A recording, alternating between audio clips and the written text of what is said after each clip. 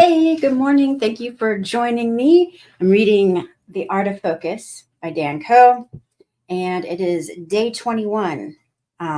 Reading 3 pages a day, and I'm on page 87. Getting close to halfway there. So it goes by fast. Thank you so much for being here, and I hope you're enjoying it. If you're an entrepreneur at all, I think this is a really enlightening and fun book. So here we go. Unless an individual can question everything, and I mean everything, they will embark on a path of the NPC. Little chance at personal evolution, which has vast ramifications. In the third millennium, where the status quo is cracking at the seams, every individual has a chance to become the highest version of themselves. When most people have a sense of self that is the product of the external world, you have the chance to peel back the layers. You can build a self that is a conscious, personal creation that works less, earns more, and enjoys life. Rules of the game. Games present the big goals of winning, accompanied by a descending series of goals, each presenting their own level of challenge to bring clarity to your decision making as you play. That way, we don't get overwhelmed by the demands of winning the game. If your ideal future or life's work, vision, or purpose seem out of reach, this can cause you to hesitate when acting toward a better future. Because it is uncertain, because it is uncertain, which invokes anxiety. A plan creates clarity, and clarity creates action. In a game, the default grand plan has been strategized with data and made static. All players can learn to play, but your life is unique. Nobody can create a plan for you.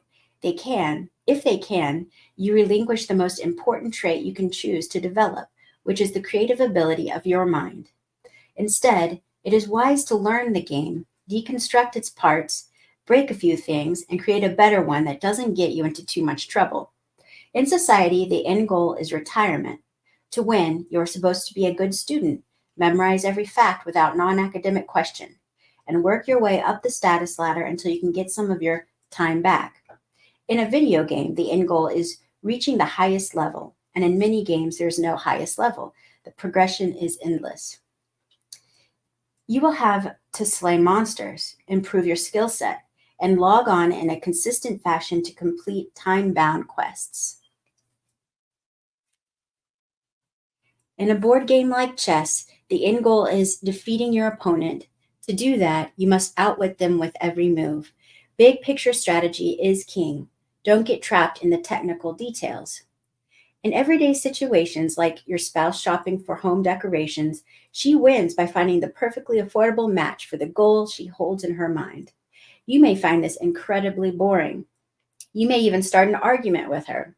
But if you were to order your mind by creating your own game, like finding the stupidest looking decoration, then you also have a chance at winning regardless of someone else's decisions. The enjoyable time with your spouse is, of course, an added bonus. Aside from a hierarchy of goals to guide your attention, games have three important qualities to help reduce the potential for distraction even further: frame, rules, and mechanics. The frame is the playing field. It is a constructed reality that allows your mind to focus on what is occurring within that reality. The frame is mental and begs understanding. If you don't understand what game you are playing, you'll get bored, anxious, or overwhelmed. In the real world, the frame is your perspective. We will dig into this later, but your perspective allows for accurate perception of the problems within a situation. If you're shopping with your spouse, your perspective, which holds and influences your beliefs, thoughts, and emotions around the situation, will dictate how enjoyable the situation is for you. Within that frame, there are rules. Rules are conditions, limits, or distinctions that the game makers enforce to narrow your attention on the task at hand. When your attention becomes one with the task, you increase the potential of tapping into an addictively enjoyable state of mind where distractions do not phase you. In this state, you are making pure progress toward a conscious goal. From a universal perspective, rules are synonymous with limits on infinity or content in consciousness. This is how we operate as a collective and bring ordered information to the mind of the individual.